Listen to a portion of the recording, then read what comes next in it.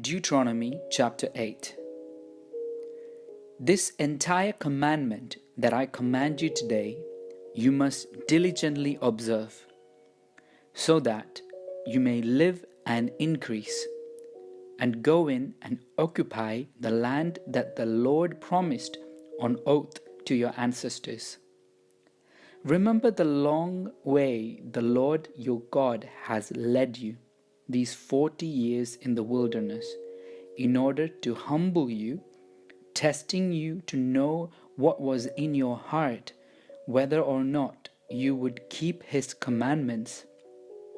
He humbled you by letting you hunger, then by feeding you with manna, with which neither you nor your ancestors were acquainted, in order to make you understand that one does not live by bread alone, but by every word that comes from the mouth of the Lord.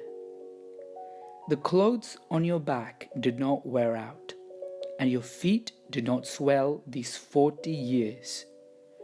Know then in your heart that as a parent disciplines a child, so the Lord your God disciplines you. Therefore, keep the commandments of the Lord your God by walking in His ways and by fearing Him.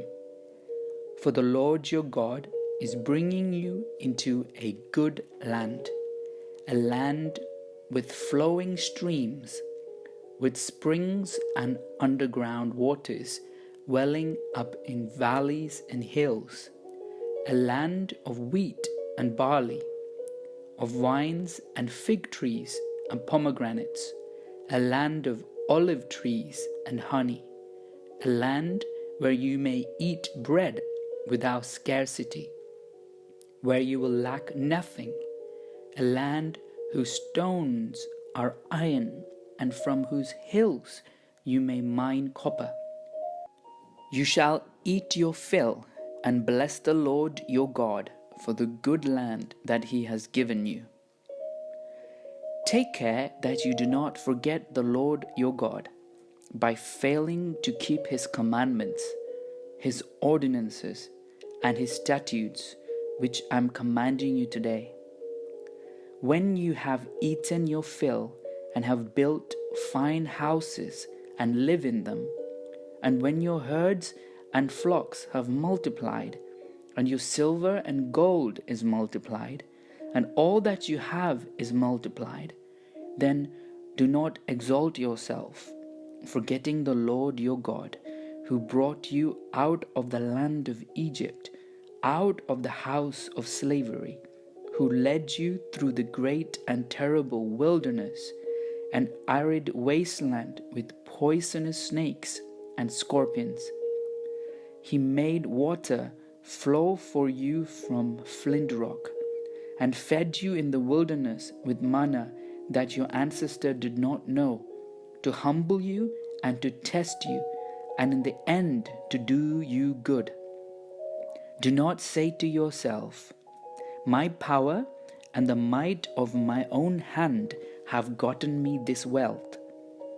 But remember the Lord your God, for it is He who gives you power to get wealth, so that He may confirm His covenant that He swore to your ancestors, as He is doing today. If you do forget the Lord your God and follow other gods to serve and worship them, I solemnly warn you today that you shall surely perish. Like the nations that the Lord is destroying before you, so shall you perish, because you would not obey the voice of the Lord your God.